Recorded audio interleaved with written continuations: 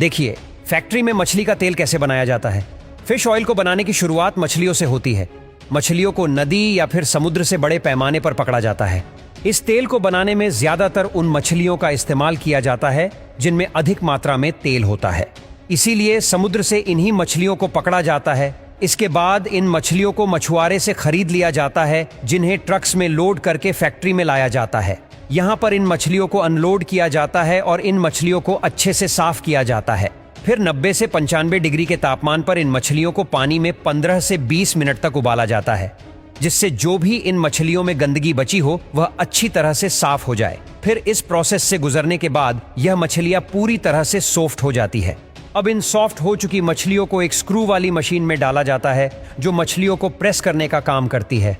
Press होने की वजह से यह होता है कि मछलियों में मौजूद सारा पानी अलग हो जाता है।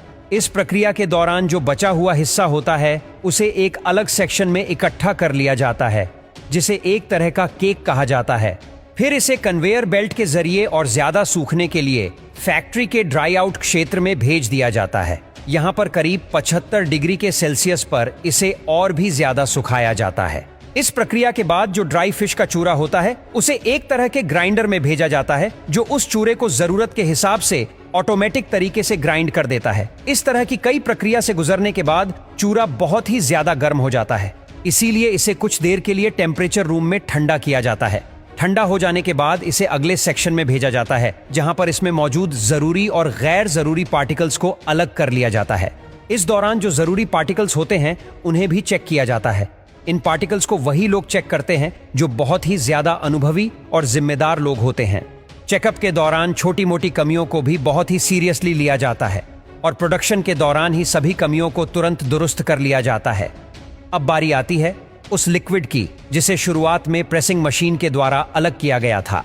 अब इस लिक्विड को अच्छी तरह से फिल्टर किया जाता है, जिससे इसमें मौजूद सॉलिड पार्टिकल्स अच्छी तरीके से निकल जाए। फिर इसके बाद इस लिक्विड को गर्म टैंक में और एक सेंट्रीफ्यूज टैंक में भेज दिया जाता है, जहां इस लिक्विड में से प्रोटीन, वाटर और तेल को अलग कर लिया जाता है। अब इस प्रक्रिया के बाद जो सेल्यूल हमारे पास बचता है उसमें 35 से लेकर 40% प्रोटीन होता है। अब इसके बाद तेल को एनकैप्सुलेशन एरिया में भेज दिया जाता है, जहां पर जेम्स से बने कैप्सूल को तैयार किया जाता है। उसे एक खास तरह के लिक्विड में नहलाया जाता है जो सॉफ्ट जेल की बनती है। हालांकि पहले सॉफ्ट जेल काफी ज्यादा ढीली होती है, लेकिन इसमें लगा तेल जब धीरे धीरे रिमूव होता है तो वह हार्ड होता चला जाता है। फिर इन कैप्सूल को उठाकर अच्छे खासे वक्त के लिए सूखने के लिए छोड़ दिया जाता है। उसके बाद इन कैप्सूल को काउंट करने के साथ साथ उनकी क्वालिटी भी चेक की जाती है। फैक्ट्रीज में लगभग हर दिन 50 मिलियन फिश ऑयल कैप्सूल बनाए जाते हैं और फिर क्वालिटी चेक होने के बाद फिश ऑयल को ग्रेड के हिसाब से नाप दिया जाता है।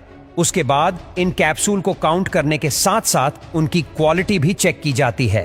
फैक्ट्रीज में लगभग हर दिन 50 मिलियन फिश ऑयल कैप्सूल बनाए जाते हैं और फिर क्वालिटी चेक होने के बाद फिश ऑयल को ग्रेड के हिसाब से नाप दिया जाता है।